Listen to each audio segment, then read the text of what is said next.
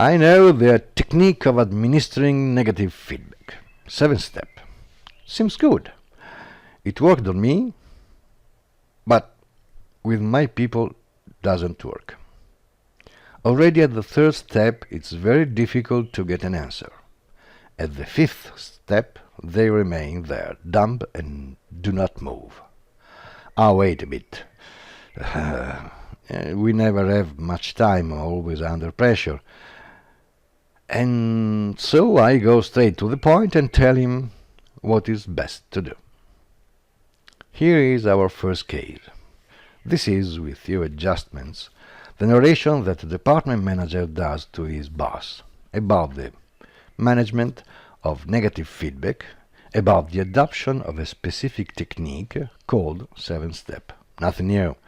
The mentioned technique has been in the public domain for several decades, perhaps under different names. Essentially, it's a protocol of managerial intervention that provides a sequence of actions relatively specific, aimed at giving negative feedback to employees and to activate a concrete improvement plan. The steps to which the narrator refers are finalized respectively. The first, to share a solid reason behind the negative feedback, which is all the more important as the more negative feedback relates to a specific behavior of the collaborator, for example, the directly observed non-use of the prescribed personal protective equipment. The 5th, to obtain from the collaborator a proposal, an action plan that generates the expected result.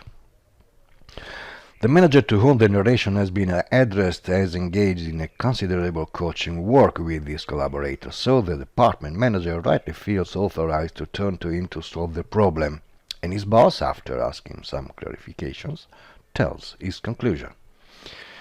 You know the technique. You have not completely focused the pauses, the silences, and the listening.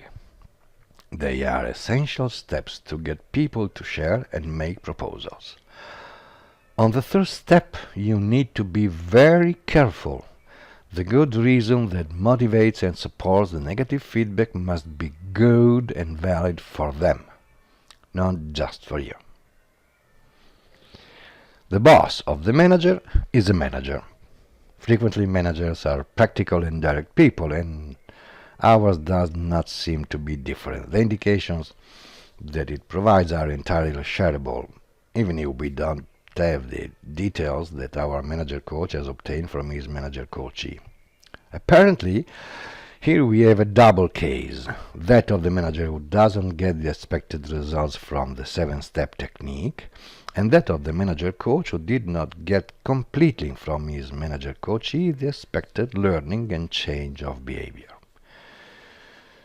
It has instead obtained a negative feedback on the use of the negative feedback management protocol.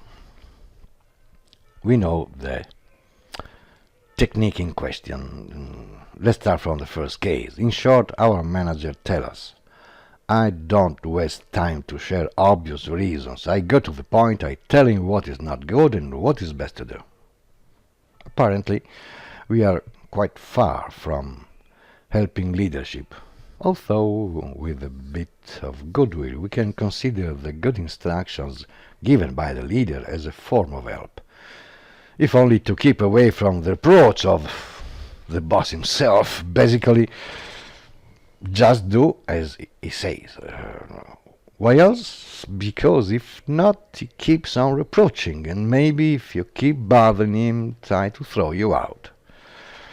You don't want to jeopardize the job and salary, do you?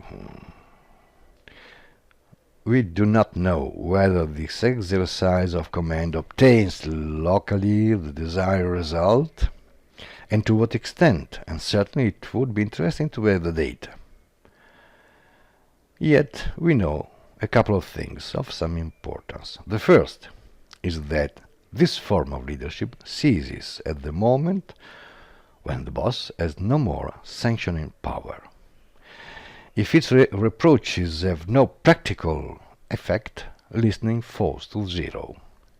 The second is that we intercept only a small part of what the other, the collaborator, needs, leaving the rest inactive, and even risking to feed on conflicting behaviors, more or less masked or hidden. It is said, and generally there is unanimous consensus on this, that no one likes to be commanded, no one likes to obey.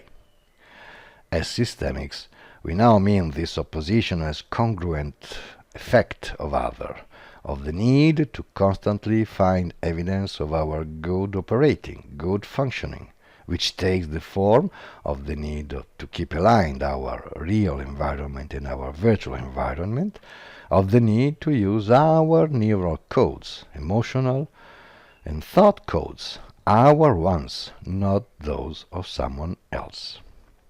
Unless the other is a helper that we have independently and freely acknowledged as such, and this is the fruit of our codes.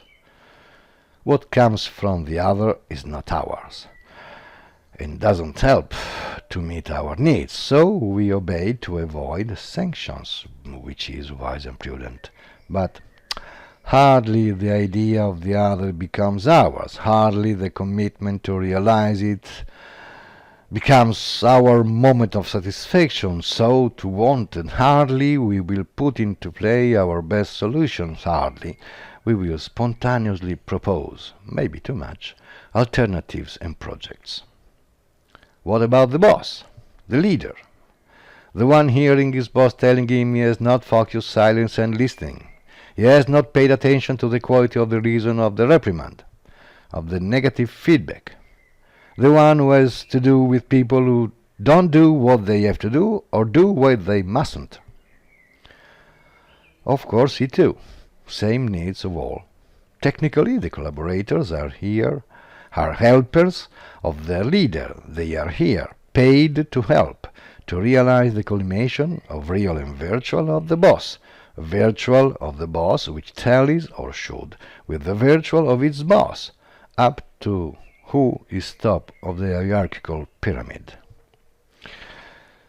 The negative feedback to the employee is a ring of a chain that doesn't start when the collaborator does what he must not or does not what he must. Begins for our manager with the emerging of evidence that he, the boss, has failed.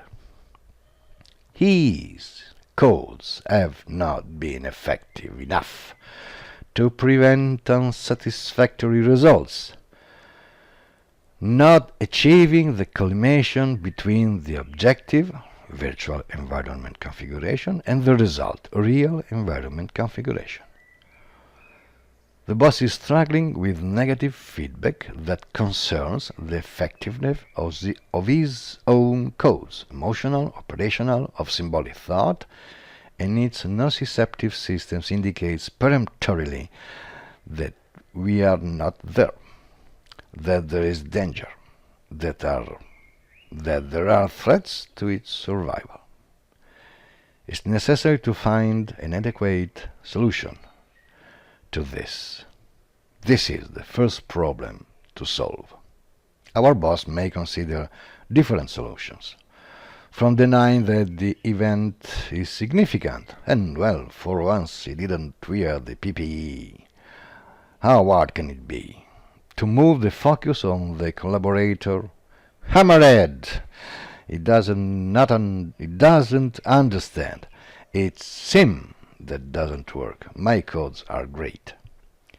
To resume the matter from its real beginning, namely, from the evidence that he, the boss, has not been acknowledged as a helper by his collaborator, and see what can be done to change the situation.